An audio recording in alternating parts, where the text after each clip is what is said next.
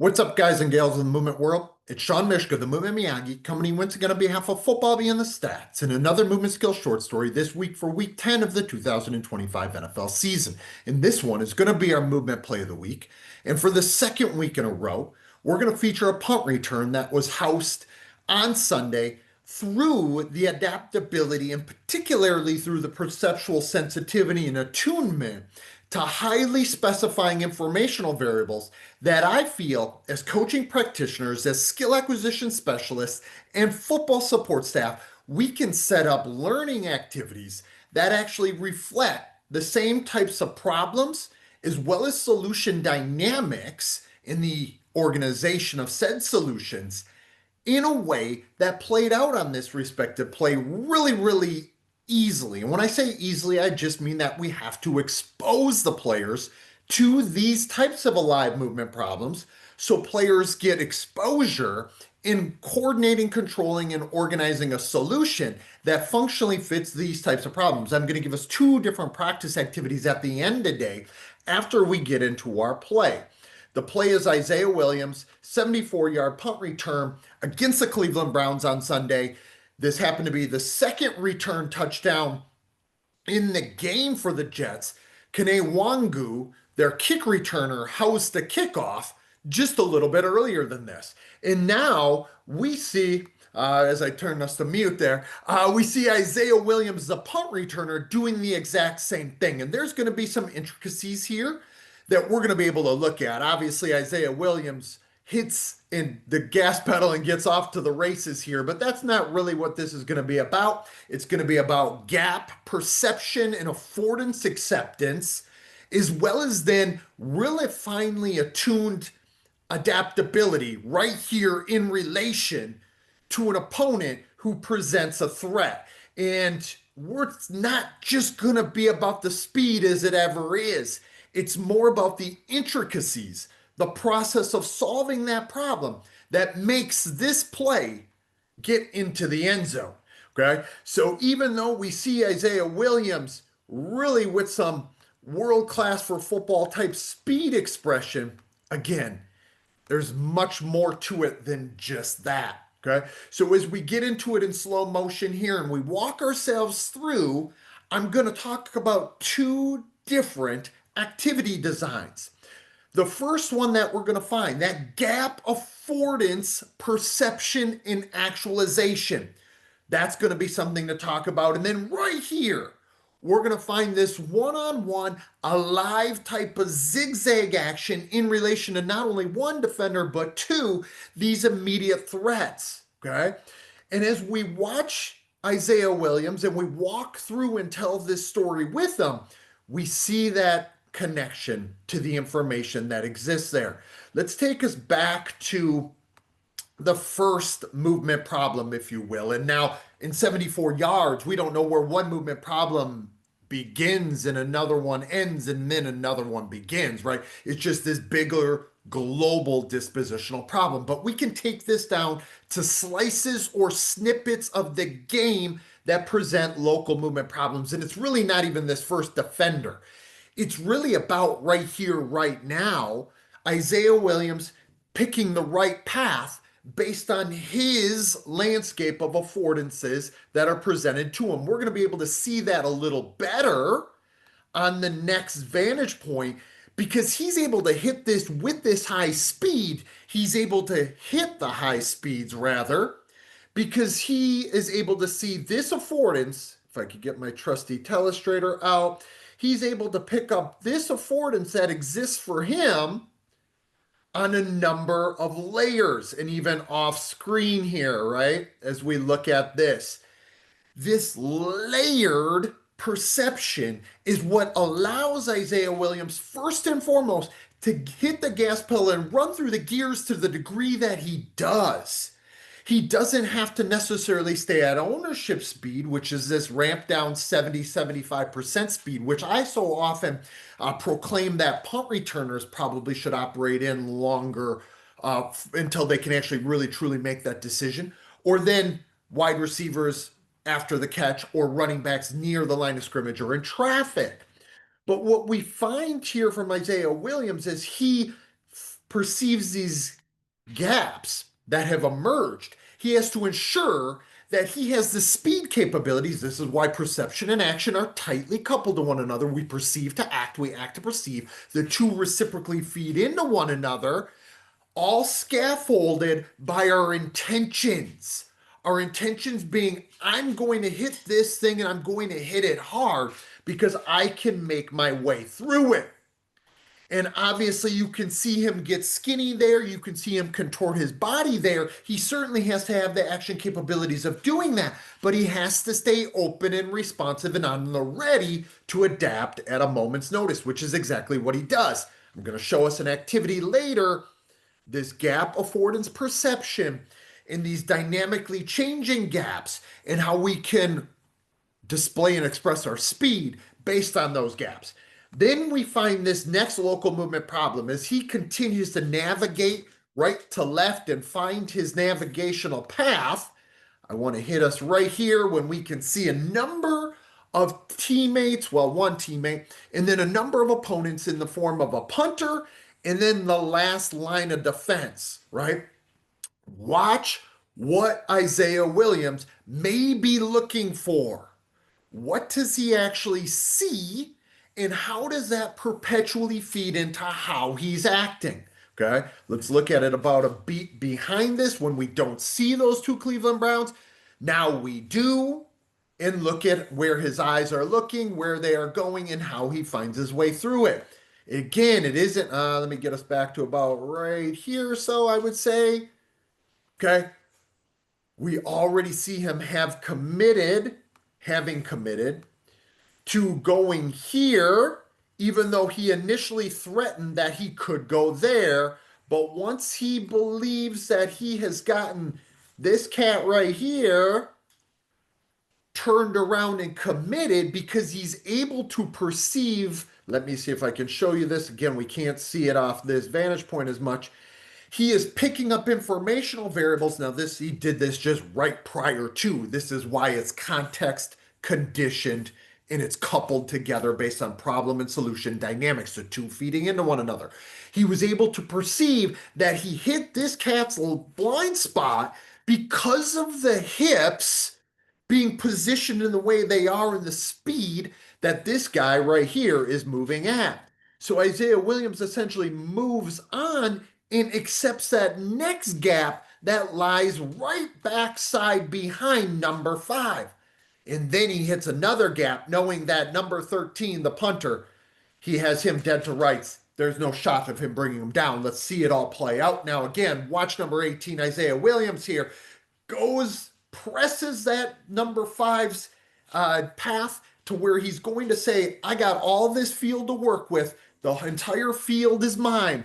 Gets him turned around and then just brings it on back to the sideline or towards the sideline, Isaiah Williams' direction.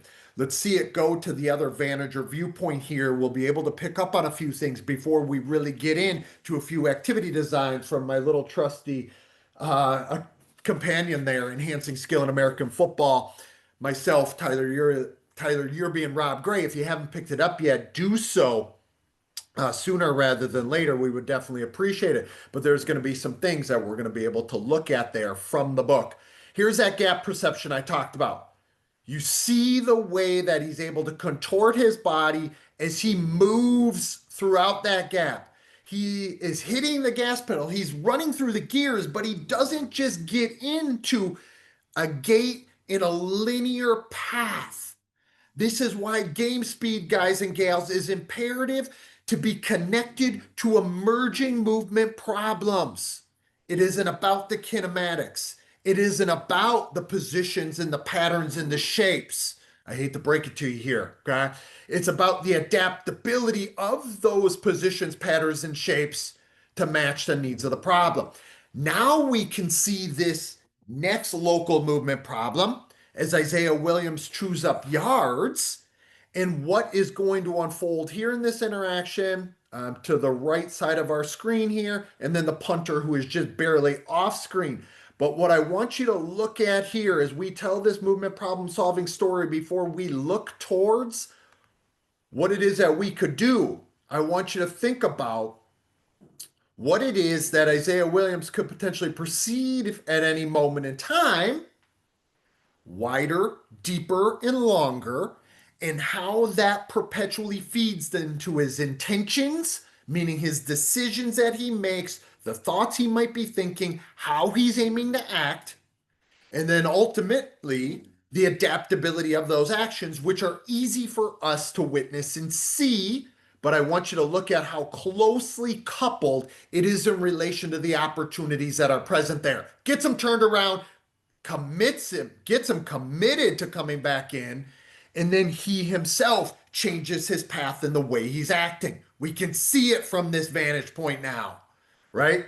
Chess, not checkers, right? Let's watch it again one more time through before we get into our activity design. Hopefully, all of this makes some sense, and you're beginning to see these stories from the perspective of the player themselves. Behavior affords behavior, problem and solution, dynamics, perpetually feeding into one another. Let's get into another share here. Okay. So we talked about that dynamic gap passage. Okay. We can do this in any number of ways. This is from the book, Enhancing Skill in American Football. There it is. Obviously, myself, Tyler Yearby, Rob Gregg. This dynamic gap passage, page 157, if you have the book, we still consider it a low complexity activity where these moving bodies are typically more passive initially.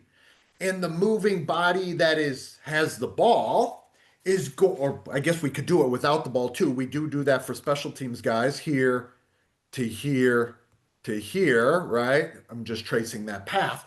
But these bodies, these four passive defenders, are just moving as layers of traffic where this player who has the ball or may not, depending if he's a special teams player or what type of special teams player he might be, that's how we typically do this or use this, but we would do it for every player.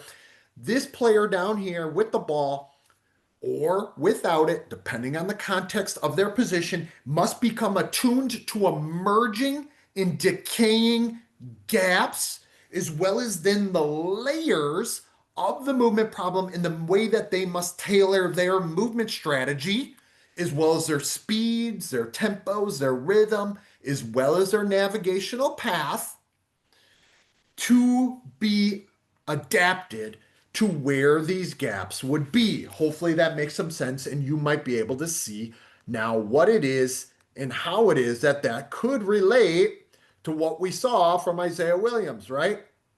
And of course, this is just an illustrative depiction of what it could look like. We will change rep to rep. We will change where each one of these parties might be. Okay, they're right here at this moment. Each one of these parties, I'm just highlighting them, right? We could change where it is that they are, what layer they will be at, meaning which will impact how fast this cat is moving throughout that workspace. We could change the workspace size. We can change the intentions of these individuals. They could be more passive at the beginning, or they could get more active in presenting an actual challenge, like closing that gap. So as this cat moving and navigating through might initially perceive he wants to go here, but if that gap closes, he might have to go here and then come to the backside throughout. Okay? Affordance perception based on the gaps that exist in the unfolding landscape. Change across workspaces, change positions of each party, change intentions of each party. No two reps the same, no two movement problems the same. Hopefully that makes some sense. Let's go to our next local movement problem that then we could present in a slice or snippet of the game really easily to correspond to that which what happened with Isaiah Williams. A live zigzag. Okay, something we've done for years in our learning environment. Two parties, one party and another here. We could do a 1v1. This is the way we typically do it at low complexity. We do it early in the day. So players, as we say, we go back to our trusty handbook here, page 155. A live zigzag, there it is, enhancing skill in American football, okay? Getting an offensive player more sensitive to the body, position, posture, and unfolding dynamics of a defender. Okay. This defender right here, he could be starting head up. He could be starting with his back turned and having to move and relate. We could change this workspace size so that player has more or less to work with. This player doesn't need to go there. He could press that here or he could press it there. He can go wherever he wants. And this player himself, the defender, is just trying to stay with him and trying to cut off his angles and take away affordances. So we see how problem and solution dynamics feed into one another again, changing states of organization from both sides of the defender and the offensive player. And this plays out never two times the same way.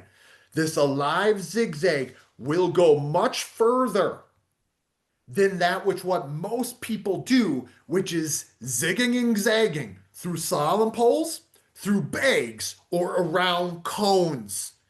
This player himself, the ball carrier in most cases, we will put a ball in this player's hands, even if he is a defensive player, because we want our defensive players to get exposure to offensive problems as well.